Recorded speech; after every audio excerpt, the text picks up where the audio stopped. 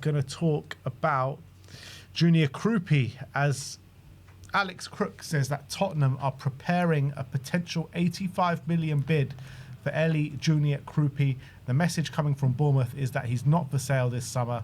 Tottenham want to test their resolve. Come on. Yeah, and I think that's kind of where we're at, I think, with at this stage, because there's a lot of interest in him. Bournemouth don't want to sell him. I'm guessing it was probably similar with Tonali. Like, we were just going to test the resolve, and then they were very open to selling it for 100 million. If they said it's going to take an astronomical fee. What we know Bournemouth is, though, if that fee is met, they will sell more often than not. I know they're in Europe, but I'm pretty sure if you offered close to 100 million, they would back themselves to reinvest that and sign replacements.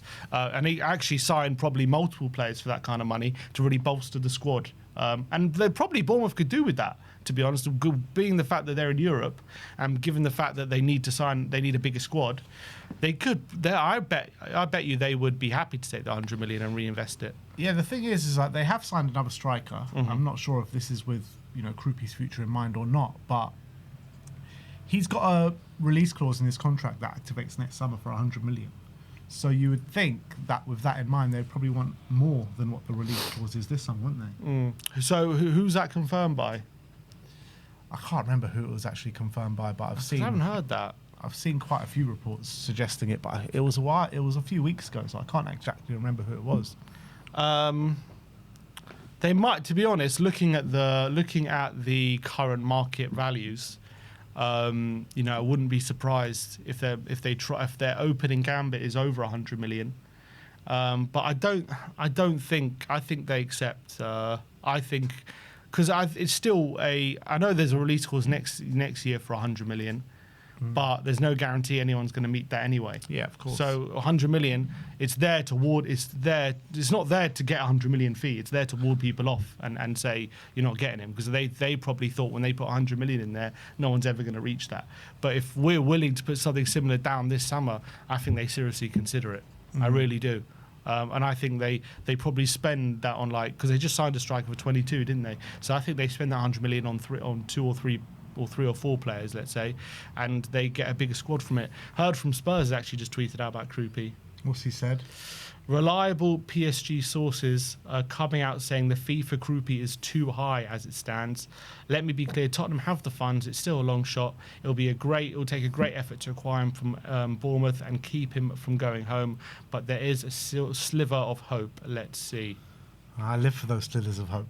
I live for those slithers of hope. Nothing is too far beyond us this summer. Nothing. It's mad. Are we really going to smack £100 million down on the table for Kroupi?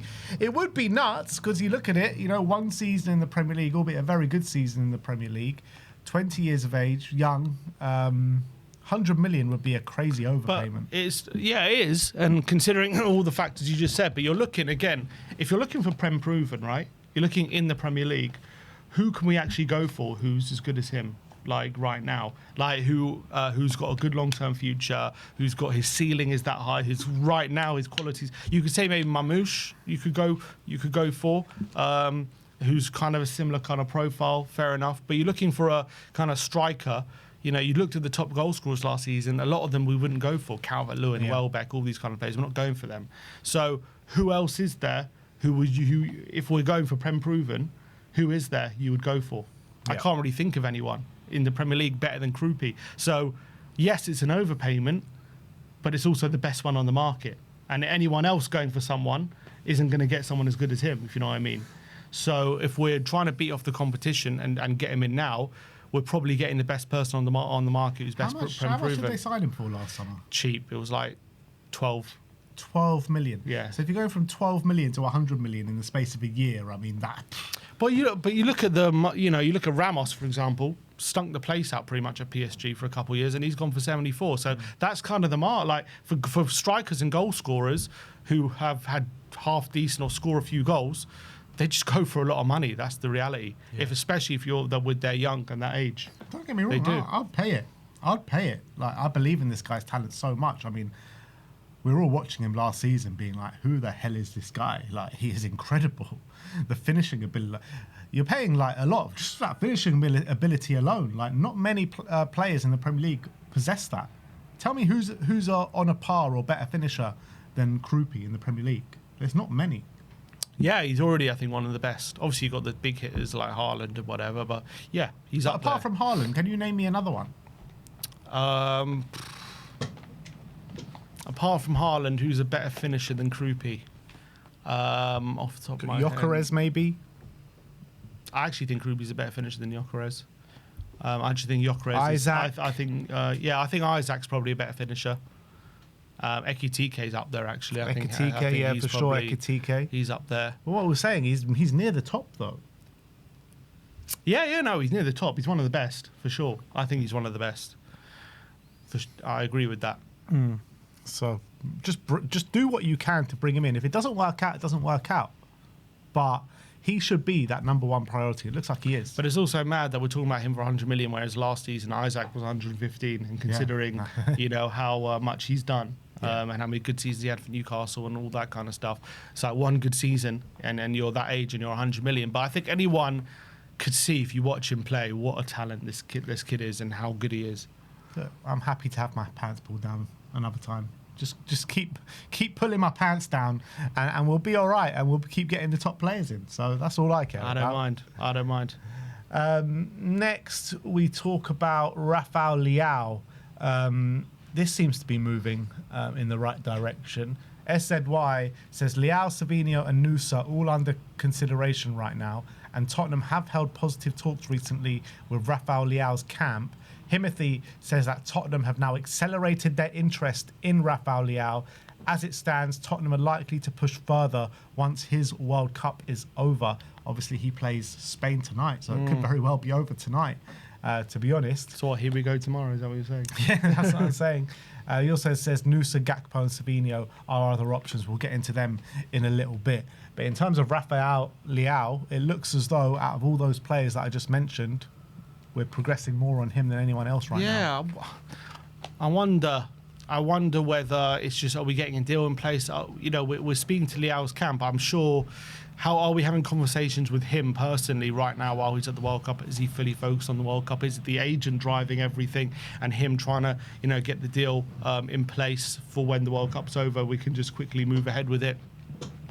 I think if you're Tottenham and you've got as much money as we do right now and you're looking to make statement signings, I think Leao would definitely, he's a big name and he's going to be of interest to do that. And I think it makes a statement for sure, start bringing someone of the quality of Leao and the name of Leao, but whether the name and the hype live up to reality, that's obviously another question which we have spoken about. But if we have looked at him internally and we've, weighed up the pros and cons and landed on the side of it's worth the risk, then I'm super excited. And I'm sure, I think we should speak to Tonali about him because he was a teammate for many years and he will know him very well and know what maybe went wrong, what makes him tick, all that kind of stuff. But Tonali was with him for like his best years though, wasn't he? He was, exactly. So maybe he knows why was those years his best. What can we do to get the best out of him? Does he need a refresh? I'm sure they're friends. Maybe they speak. I don't know. But I'm sure he knows his personality. He's been with him in the dressing room, probably outside the dressing room,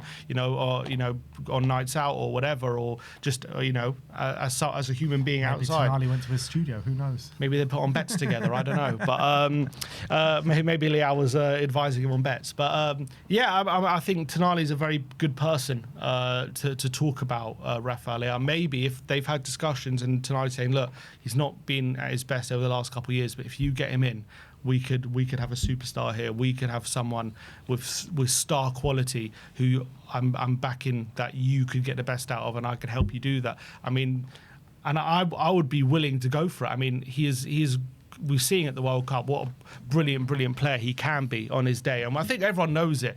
There's a reason as well. As much as there's a reason now big clubs are not interested, there was a reason why big clubs were interested, for big money back in the day. And there was a lot of talk and a lot of hype around him. At that point, I do remember, I think he did reject some big clubs to stay at Milan. He was very, very happy at Milan. Yeah. And he said he just wants to stay there, and he said he could see a big future there. But for one reason or another, it's gone wrong. Milan, they're very up and down at the moment.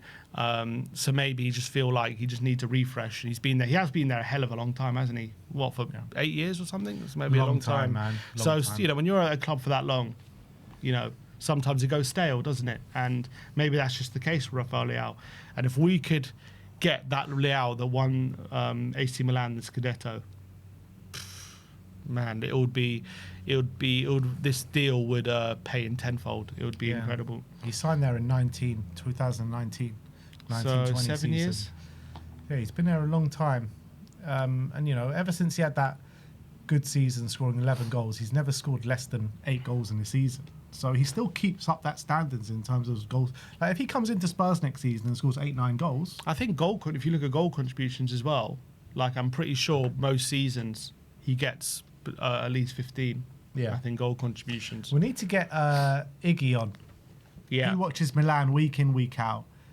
Big Milan fan. I want to know from him what his views are on Rafael Leão. But I think when you're looking at it, a loan move is obviously more preferable than signing him because of those risk factors. But then again, if you're signing him for, let's say, 50 million euros or 60 million euros, and De Zerbi, because I think De Zerbi can bring him back to his best. I think the coaching that De Zerbi can put into him, I feel like he won't let him not. You know what I mean? Exactly. Yeah. So I think De Zerbi will have a massive influence on Rafael Leão if he was to join here. I think Milan has been, you know, it's been a bit of a shit show for the last 2 or 3 years. So I guess a lot of it depends on what is Leao's intentions for saying he wants to come to the Prem. Is it because he just likes the glitz and the glamour and it's a big league and he's going to get a lot of attention? Or is it because he really wants to test himself against the best of the best and he feels like he should level up and he wants to really, you know, be a bigger name on the world stage in terms of his quality and actually prove that he can be one of the lead stars in one of the top leagues in the world? Is that the reason, or is it just because he knows he's going to get more eyes on him, he's going to have more attention, and obviously there's more money in the Premier League, all that kind of stuff? What is his goal? I think we need to figure that out. I don't think obviously we're not going to sign him unless De Zerbi has chats with him and all that kind of stuff.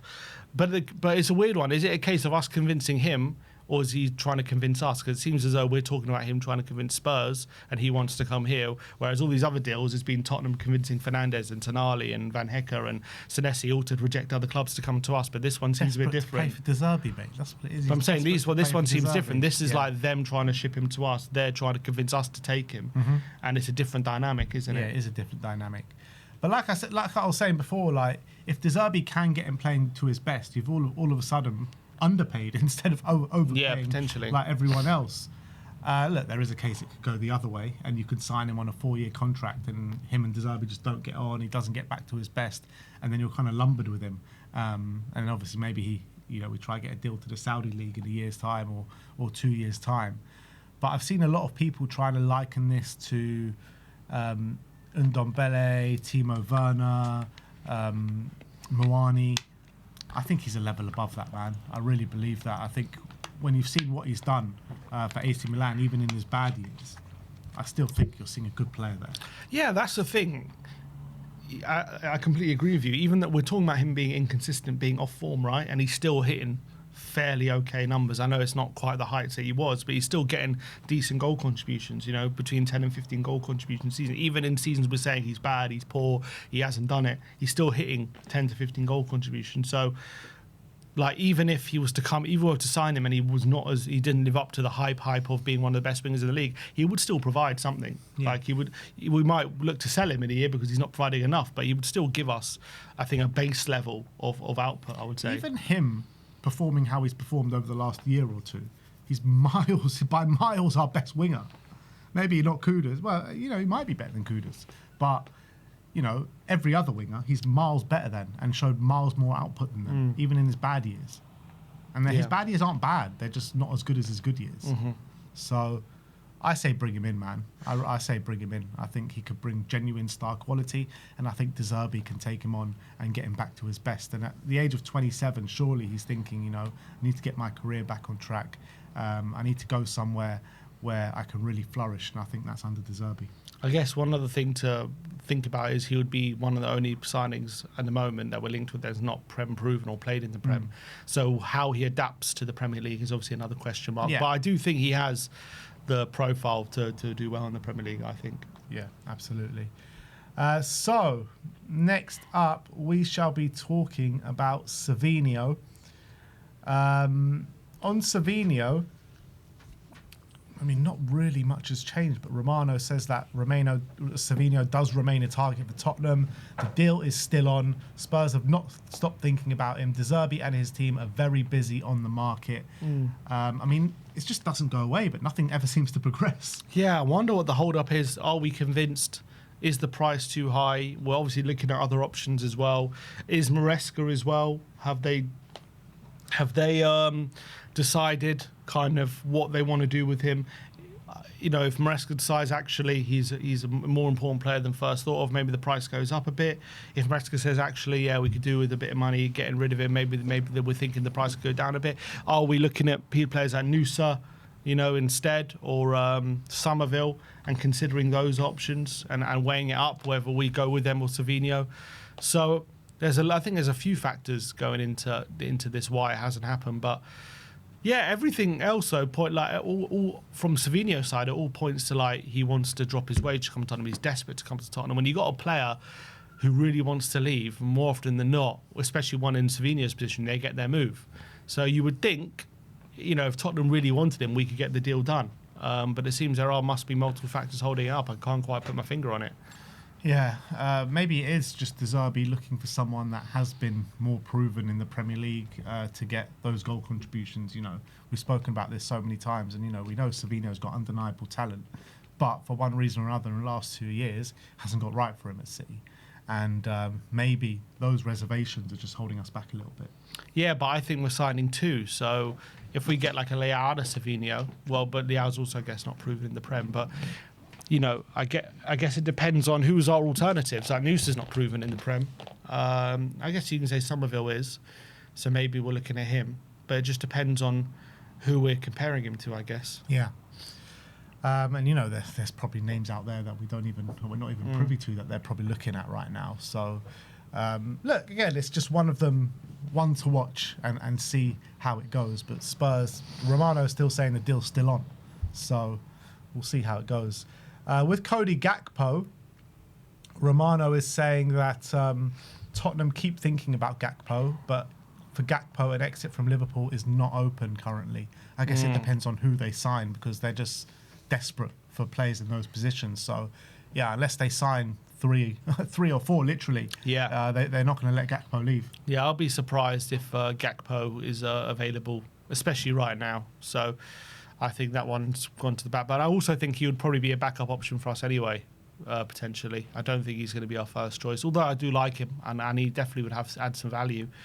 So I wouldn't get too excited about this one happening anytime soon. I think this is an August job if it happens. Yeah, again, wait and see what happens. And last but not least, Cody Romero. Romano's been speaking about him. Nothing really new, saying there is a strong chance that Romero leaves Spurs during the summer transfer window. Romero wants to move to La Liga. So we need La Liga teams to stump up the cash. They're talking about, still Atletico, Barcelona. He's having a pretty decent World Cup at the moment, so we'll see, how far they go and what the state of play is. For me, I still think it's a shame him leaving, considering he's such a good player. And I think he could do well under De Zerbi, but it is what it is. We've discussed it many times. I think he'll end up getting his move this summer by hook or by crook, and that'll be that. So we'll see what happens. He's at the World Cup, so I'm assuming we're going to wait till after for any movement on that. Imagine so. And he had his helping hand in pushing Argentina over the finish line against Cape Verde. It was given an own goal in the end, but yeah, we'll see. But I just feel like there's no room for him right now. That is the reality. Even if he had a change of heart and wanted to stay, I don't know if the club would be open to it. I think they've already budgeted him being sold as part of the money they're getting in. Yeah, exactly. That's what I think. So it'll be interesting to see how much he actually goes for, because with the prices banded around right now, with Vuskovic going for 50 and Van Hecke with a year left going for 52, and you're talking about Bergvall going for 50 million. Like, how is Romero not like 70, 80, 90 million? Yeah, I think that'll be the opening price from us, but I don't think we'll get it. I don't think we should be. That's what we should be getting, to be honest, a hefty fee. But I think because we've already made our stance clear, and I think it's clear to everyone he wants to go, we want to sell. That just naturally does drive the price down, doesn't it? Exactly. But look, that is your Tottenham update for today. Let me know in the comment section below all the news stories, all your thoughts on the news stories that we have spoken about today. Sandro Tonali is here and he's beautiful. England through to the quarterfinals of the World Cup, and Spurs fans up and down the country, around the world, are absolutely buzzing right now, and I am here for it.